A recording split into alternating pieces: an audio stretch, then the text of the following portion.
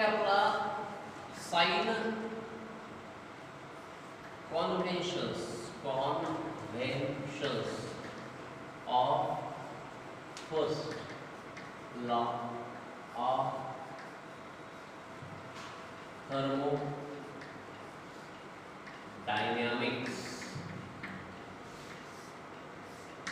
First law of thermodynamics साठी खूप महत्त्वाचा आणि मोस्ट इम्पॉर्टंट पॉइंट आहे. आणि हे साइन कॉन्व्हेन्शन देत असताना आपला पहिला पार्ट आहे delta U is equals to q plus w. This is the mathematical expression for first law of thermodynamics. बोर्डाच्या परीक्षेला 2 मार्काला विचारतात.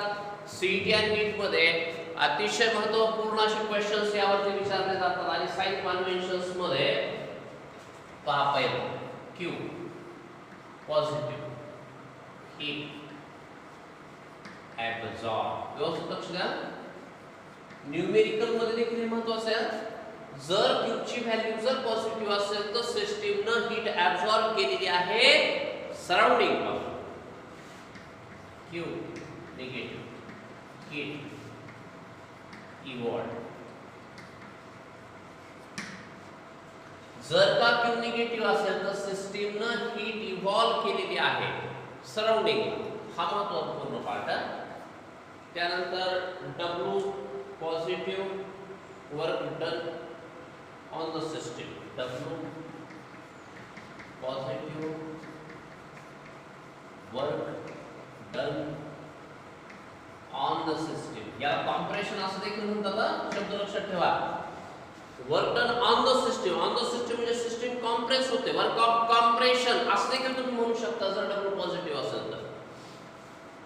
W negative work done by the system.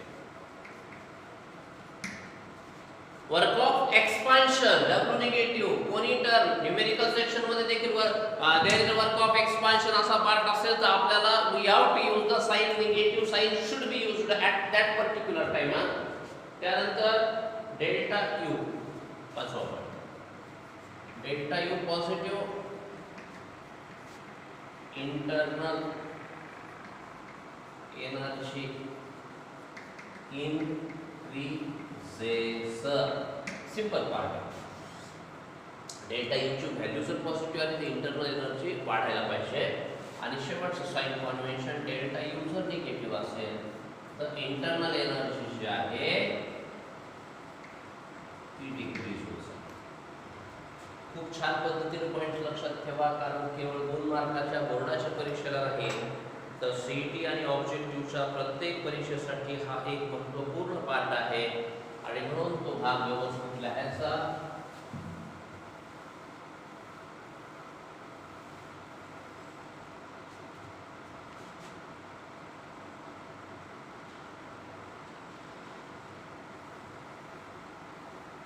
आता आपण जाणार आहोत थर्मोडायनॅमिक्स या प्रकारच्या पुढच्या सेक्शन मध्ये. सेक्शनचं नाव आहे एन्थाल्पी.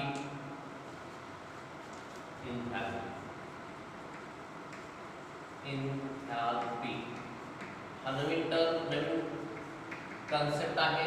एच म्हणजे एन्थाल्पी. मी डेफिनेशन देतो the total heat content of the system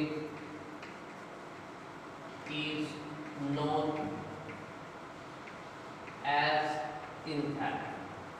एखाद्या सिस्टीम मध्ये असणाऱ्या सर्व प्रकारची उष्णता म्हणजेच एन्थाल्पी. और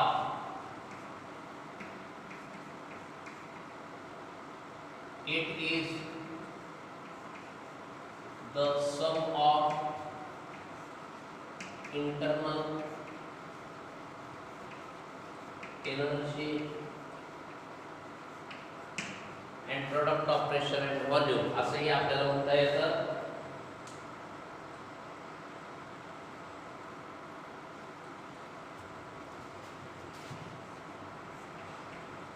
product of pressure and volume.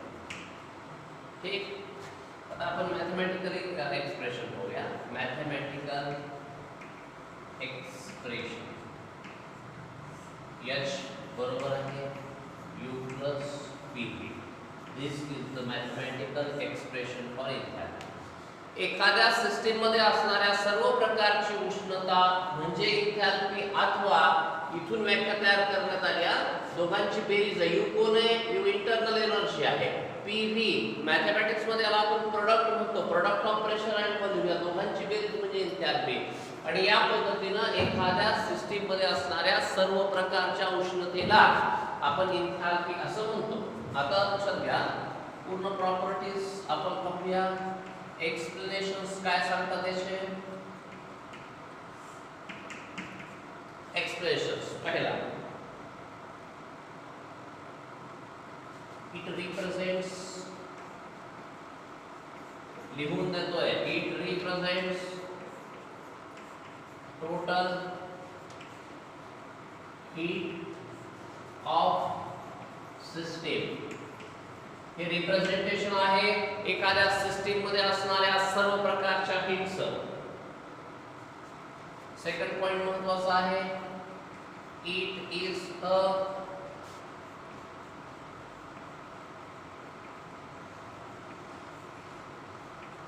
Thermodynamic state function.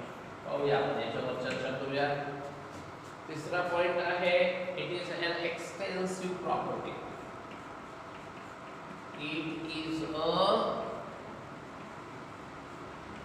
Extensive property. चौथा पॉइंट आहे, the absorption of heat by a system.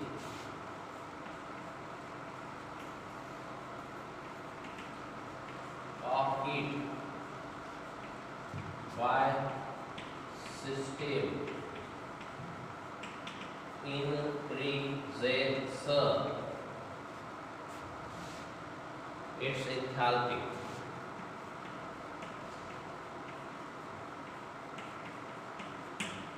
Hence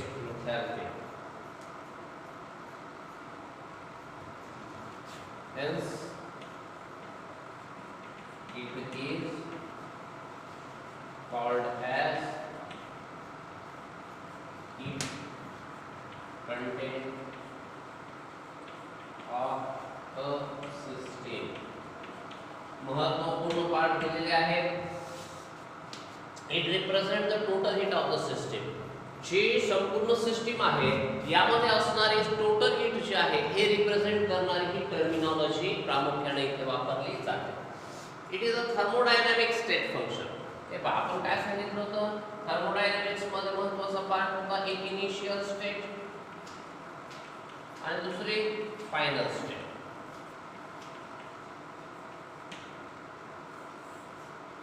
pressure, volume, temperature, number of moles, 1 1 1 1 1 2 2 2 2. whenever there is a याला म्हणायचं स्टेट व्हेरिएबल किंवा thermodynamic function. whenever there is a change in one or more state variable, system changes from one state to another state. आणि याला नाव काय दिलं आपण? Path, process. तर हे इनिशियल आणि फायनल स्टेट आहे. तर जे function, the function which depends only upon the initial and final state but does not depends upon the path function is known as a thermodynamic state function. हे लक्षात घ्या. आता त्या पद्धतीनं हीट, उष्णता ही देखील थर्मोडायनॅमिक स्टेट फंक्शन आहे. म्हणजे ते फक्त इनिशियल आणि फायनल स्टेट वर डिपेंड असतं परंतु पाथ वर डिपेंड नसतं. पाथ फंक्शन म्हणजे काय? The function which does not depends upon the initial and final state but depends upon only the path followed is known as a path function. मग काही path function असतात, काही हे state function असतात. पुढे आला एक्सटेन्सिव्ह प्रॉपर्टी. आपण प्रॉपर्टीच्या दोन प्रकारचा अभ्यास केला होता. एकाला एक्सटेन्सिव्ह प्रॉपर्टी नाव दिलं, एकाला इंटेन्सिव्ह प्रॉपर्टी नाव दिलं. सिस्टीम मध्ये काय असतं मॅटर आणि मॅटरची क्वांटिटी. परत एकदा आपण रिपीटेडली एक्झाम्पल घेऊया. या चॉकचं मास समजा हे 2 ग्रॅम आहे, 10 ग्रॅम आहे. तुम्हाला याच्यापासून जेवढं लिहिता येईल त्याच्यापेक्षा याच्यापासून जास्त लिहिता येईल, म्हणजे क्वांटिटी बदलली तर प्रॉपर्टी बदलली. म्हणजे मास ही एक्सटेन्सिव्ह प्रॉपर्टी आहे. The property which depends upon the quantity of matter is known as the extensive property, and the property which does not depends upon the quantity of matter is known as the intensive property. Mass, volume, energy, actually heat is the one form of energy, आणि म्हणून उष्णता हा एक ऊर्जेचाच प्रकार आहे. म्हणून energy सारखीच ही देखील एक्सटेन्सिव्ह प्रॉपर्टी. काय सोपं उदाहरण दिलं आपण की एक साधारणपणे 10 किलो कॅलरी म्हणजे एक कोळसा आहे आणि त्याच्यापासून मिळणारी उष्णता आहे, त्याच्यापासून आपल्याला कन्वर्जन करत असताना आणि 100 किलो कॅलरी पासून करताना सारखं होईल का? नाही. म्हणून परत आपण असं नाव एक हे दिलं टर्न की आपण एक सांगितलं बा एक ग्लास दूध पिल्याच्या नंतर मिळणारी एनर्जी आणि अर्धा ग्लास दूध पिल्याच्या नंतर मिळणारी एनर्जी सारखी असेल का? नाही. परंतु 10 ml पाण्याचं टेम्परेचर हे 100 डिग्री सेल्सिअस असणार आहे बॉइलिंग पॉइंट, आणि 1 लिटर पाण्याचं बॉइलिंग पॉइंट देखील 100 डिग्री सेल्सिअस असणार आहे. 10 लिटर पाण्याचा बॉइलिंग पॉइंट देखील तोच असणार आहे. म्हणजे तुम्ही पाण्याची क्वांटिटी कितीही बदलली तरी त्याचा बॉइलिंग पॉइंट बदलणार नाही. म्हणून प्रेशर, टेम्परेचर, रिफ्रॅक्टिव्ह इंडेक्स हे जे आहेत ना हे इंटेन्सिव्ह आहे, परंतु एन्थॅल्पी कशी आहे? Extensive property. पहा, ऍब्सॉर्प्शन ऑफ हीट, उष्णता जी शोषून घेतली जाते. कोण शोषून घेते उष्णता? ही सिस्टीम घेत आहे. सिस्टीम या प्रोसेस मध्ये उष्णता शोषून घेते. Increases its enthalpy. त्यामुळे एन्थॅल्पी वाढतो. Hence it is called as the heat content of the system. आणि मी ऑलरेडी सुरुवातीला व्याख्या टाकली, the total heat content of the system is known as enthalpy. It is denoted by capital H and the mathematical expression is H equals to U plus P. ठीक. एका महत्त्वपूर्ण भागाला आलो आपण. आता याचं एन्थॅल्पी चेंज आपण पुढच्या भागामध्ये